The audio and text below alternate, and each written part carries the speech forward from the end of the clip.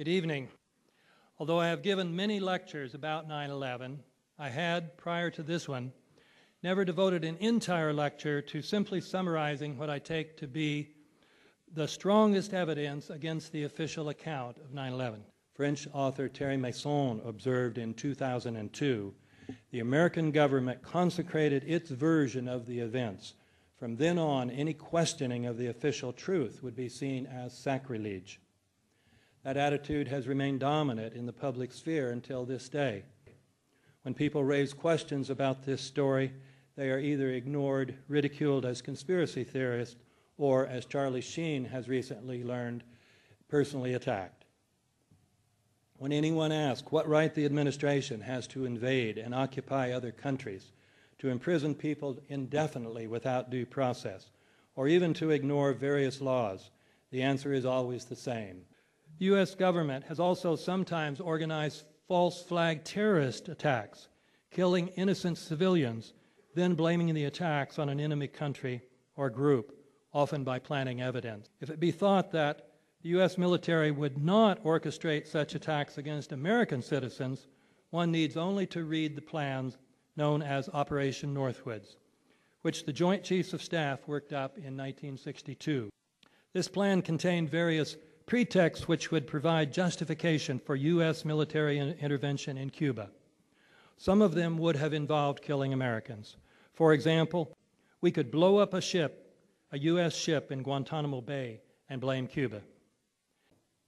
It was first officially articulated in the Defense Planning Guidance of 1992, drafted by Paul Wolfowitz on behalf of then Secretary of Defense Dick Cheney, a document that has been called a blueprint for permanent American global hegemony and Cheney's plan to rule the world.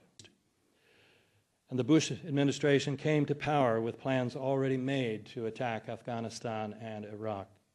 As Zbigniew Brzezinski explained in his 1997 book, The Grand Chessboard, the American people, with their democratic instincts, are reluctant to authorize the money and human sacrifices necessary for imperial mobilization.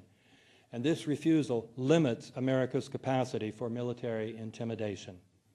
But this impediment could be overcome if there were a truly massive and widely perceived direct external threat, an event that would make the American people ready to accept these imperialistic policies. The same idea was suggested in a 2000 document entitled Rebuilding America's Defenses, which was put out by a neocon think tank called the Project for the New American Century, many members of which, including Cheney, Rumsfeld, and Wolfowitz, became central members of the Bush administration. This document, referring to the goal of transforming the military, said that this process of transformation is likely to be a long one, absent some catastrophic and catalyzing event, like a new Pearl Harbor. So not only did the Bush administration reap huge benefits from 9/11, these were benefits that it had desired in advance. The idea that it would have had no motives for orchestrating 9/11 is a myth. Those who were directly complicit would also be highly motivated to avoid public disgrace and the gas chamber. Those people who had knowledge without being complicit could be induced to keep quiet by means of more or less subtle threats, such as, Joe, if you go forward with your plan to talk to the press, I don't know who is going to protect your wife and kids from some nutcase angered by your statement. The Commission's lack of impartiality can be explained partly by the fact that Chairman Thomas Kean, most of the other commissioners, and at least half of the members of the staff had serious conflicts of interest. The most serious problem, however, is that the executive director, Philip Zelikow, was essentially a member of the Bush-Cheney administration. He had worked with Condoleezza Rice on the National Security Council in the administration of the first President Bush. Then, when the Republicans were out of office, he and Condoleezza Rice wrote a book together. Zelikow is calling the shots, he's skewing the investigation, and running it his own way. We can understand, therefore, why the Commission, under Zelikow's leadership, would have ignored all the evidence that would point to the truth, that 9/11 was a false flag operation intended to authorize the doctrines and funds needed for a new level of imperial mobilization. We have also been given no proof that the remains of any of these men were found in the wreckage. One final little problem is that several of these 19 men, according to stories published by the BBC and British newspapers, are still alive. 11 days after 9/11, al-Shiri, having seen his photograph in newspapers and TV programs, notified authorities and journalists in Morocco, where he works as a pilot, that he was still alive.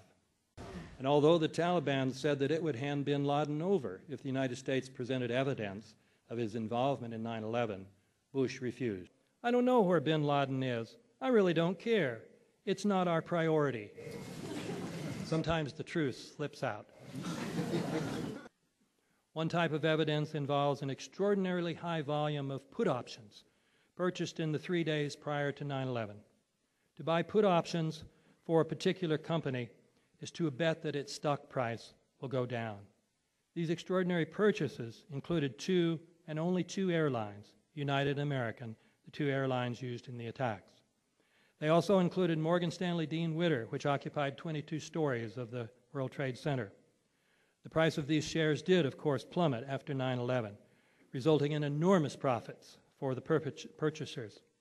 These unusual purchases, as the San Francisco Chronicle said, raised suspicions that the investors had advanced knowledge of the strikes. Also, the Commission ignored the other crucial point, which is that U.S. intelligence agencies closely monitor the stock market, looking for any anomalies that might provide clues to untoward events. A Pentagon spokesperson, in explaining why the Pentagon was not evacuated before it was struck, claimed that the Pentagon was simply not aware that this aircraft was coming our way. The 9/11 Commission claimed that there was no warning about an unidentified aircraft heading towards Washington until 9:36, and hence only 1 or 2 minutes before the Pentagon was struck. But this claim is contradicted by Secretary of Transportation Norman Mineta's testimony about an episode that occurred in the Presidential Emergency Operations Center under the White House.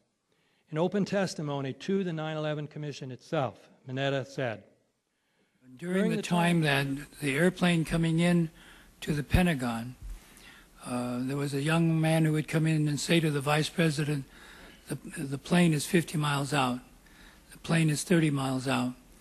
And when it got down to the plane is 10 miles out, the young man also said to the Vice President, do the orders still stand? And the Vice President turned and whipped his neck around and said, of course the orders still stand. Have you heard anything to the contrary? Mineta said that this conversation occurred at 9:25 or 9:26, hence many minutes before the Pentagon was struck. In sum, having compared the official stories about the put options, the Secret Service, and Mineta's testimony, we can reject as a myth the idea that the attacks were unexpected. However, even if the attacks had been unexpected, should they not have been prevented? U.S. officials have explained why the U.S. military did not prevent the attacks. The problem, however, is that they have given us 3 explanations. They are all mutually contradictory, and none of them is a satisfactory explanation. I will explain. According to standard operating procedures, if an FAA flight controller notices anything that suggests a possible hijacking, the controller is to contact a superior. If the problem cannot be fixed quickly, within about a minute, the superior is to ask NORAD, the North American Aerospace Command, to send up or scramble jet fighters to find out what is going on. NORAD then issues a scramble order to the nearest Air Force base with fighters on alert. The jet fighters at NORAD's disposal could respond very quickly. According to the U.S. Air Force website, F-15s can go from scramble order to 29,000 feet in only 2.5 minutes, after which they can fly over 1,800 miles an hour. Therefore, according to General Ralph Eberhardt, the head of NORAD, after the FAA senses that something is wrong, it takes about a minute for it to contact NORAD, after which, according to a spokesperson, NORAD can scramble fighter jets within a matter of minutes to anywhere in the United States.